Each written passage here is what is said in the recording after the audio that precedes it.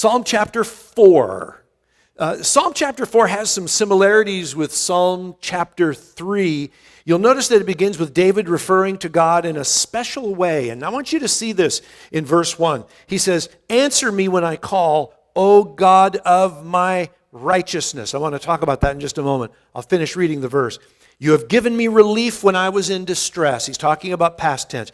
"Be gracious to me and hear my prayer." Now, did you notice there that David refers to God as, "O God of my righteousness"? This is another of David's declarations of faith, like I was just talking. He is declaring that God can be depended upon as judge to judge properly and righteously, even when men cannot. Here's the point. David is going through a situation where men are turning against him. But he's saying to God as he opens up this prayer, "Lord, you are the one who judges my situations without negative influence, without turning away from the truth, and I know that you see the real facts of what's going on, and I know that justice is going to triumph in the end.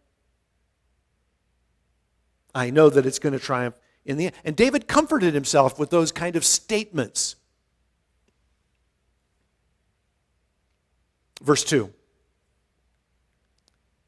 Now he begins to speak to men. "O men, how long shall my honor be turned into shame? How long will you love vain or empty words and seek after lies?" Now, all right, this verse tells us what's going on. David usually does that at some point in his prayer, usually gives away, and it helps us to understand that David was being slandered, he was being maligned by men who love to gossip and repeat false accusations and that sort of thing. And so he comes to the Lord and prays about this, but he even speaks to men. How long are you going to do this? You know, it's very disheartening when people say things that are untrue about you, because people like to spread rumors. It's fun. It's enjoyable, actually. And but what's really discouraging is when you're trying to serve the Lord, you're trying to do what's right, and people take that which is honoring to the Lord and twist it into something that's dirty or shameful.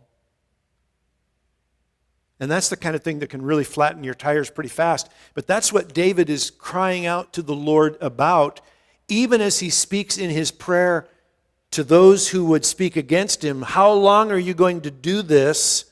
Turn my honor, or glory if you will, into shame. Check out David's response in verse 3. "But know," he says, "that the Lord has set apart the godly for himself. The Lord hears when I call him," or call to him.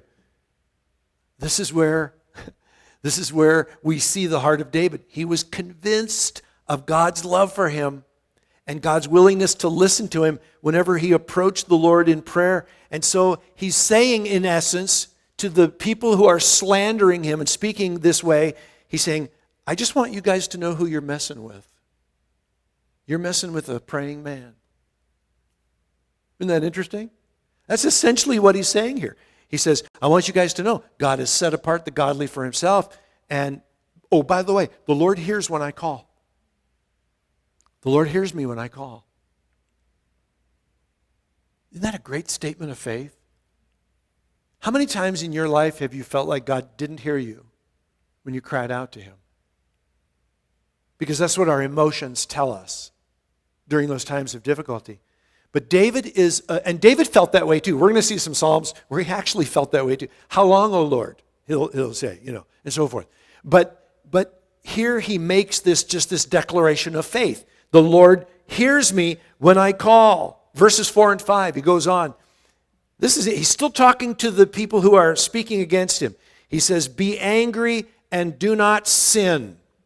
Ponder in your own hearts on your beds and be silent. Offer right sacrifices and put your trust in the Lord, for heaven's sake." I threw that last part in there. So David's actually speaking to his detractors, and he tells them to be angry, but not to sin. You know, it's interesting. We're going to get to this Paul actually quotes this in Ephesians. We're in chapter 4 on Sunday morning, and this is in Ephesians 4:26. We're going to get to this probably this next Sunday or the week after, but David or Paul is addressing believers when he says, be angry but do not sin. But here in Psalm chapter 4, the words are meant to confront wicked men as a warning against their anger overflowing unto violence, which it often does. And David actually counsels them here to think deeply, even think deeply upon their beds, which is something he did. He says, think deeply about what you're doing and keep your mouth closed. Be silent before the Lord. And this is really good counsel. In verse 5, you'll notice that David tells them to offer right sacrifices and put their trust in the Lord, not in what their anger can accomplish, because some people, that's all they've got. And even though these words might be wasted on the wicked men that came against David, we can certainly learn something from them because, have you noticed how angry our culture is? We live in a very angry time period in human history. People are just angry. And I guess, there's probably a lot of things, to be angry about. Even as Christians, there's things that we can, choose to be angry about and so forth. But we're reminded of something in the book of James that I want to remind you of here on the screen from James chapter 1. And that is, man's anger does not bring about the righteous life that God desires.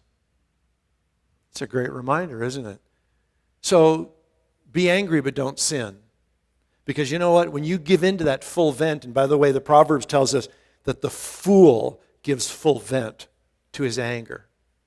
When you give in to that and you just let go, that's not going to bring about anything good related to the kingdom of God. As James tells us here, our anger does not bring about that righteous life that God desires. So be careful. In fact, our angry response can often be an expression, listen to me, of our unbelief. Anger can also be an expression of unbelief. And that's why David says to his detractors, put your trust in the Lord. Put your trust in God, right? Rather than in your anger or whatever else. And then he ends here in verse 6 by saying, there are many who say, who will show us some good? In other words, people are looking for a change in their circumstances and for some kind of hope in challenging times. And so they ask the question, who can show us some good? Who will lead us into times of prosperity, times of peace? Sounds to me like the cry of our culture today, doesn't it? And you know what? It's going to continue to be the cry of our culture, and it is going to lead the people of this world right into the hands of the Antichrist. Because they are going to continue to cry out and say, who can show us some good? And he's going to come along and he's going to say, I can.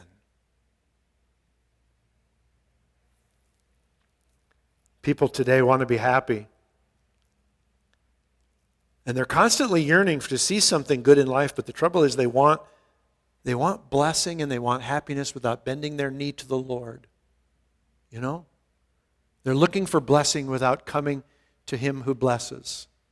And understanding his word, and understanding that God who created this earth and created the people who live upon it knows best how they should live. And instead of people looking God in the eye and saying, no, I'm not going to live the way you tell me to live, they want to live their own way, and yet they still want to be happy. And that's just not going to happen. Notice David's answer to their question of, who can show us some good? David says, light up the light of your face upon us, O Lord. David knew that it was God and God alone who can deliver what our hearts need and want the most. And listen as David ends this psalm now, speaking of the benefits of knowing and trusting God. Look at verse 7. You have put more joy in my heart than they have when their grain and wine abound. Here, now David is describing the joy that is in his heart from knowing the Lord to the joy that people go through when they're in times of prosperity. And you and I, when he says when their wine abound, he doesn't necessarily mean when the wine is flowing and you're happy because you're drunk. He's talking about when the harvest comes in. Because they had their vineyards and their grain fields. And when there was a prosperous harvest, there was great joy because they knew that they were going to be well set for the next year. And so David understood that from a cultural standpoint, and yet he challenges by saying that the joy the Lord has placed in my heart exceeds that of a worldly joy that is predicated upon some nice thing that just happened to you. We might look at this different, You've put more joy in my heart than when they get a big fat raise and go out and buy a nice house and a nice car or something like that. You've put more joy in my heart than those people can experience. Why? Because their joy, their happiness is based on temporal, changing circumstances. Right? You have a great harvest one year, wonderful. The next year is a lousy one. What happened to the joy from the year before? It's gone. Same thing about, the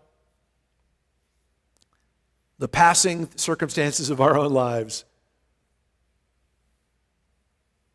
And so he says, I have this joy in my heart. Look at the same result that we saw in the previous psalm. Look at verse 8. In peace, I will both lie down and sleep.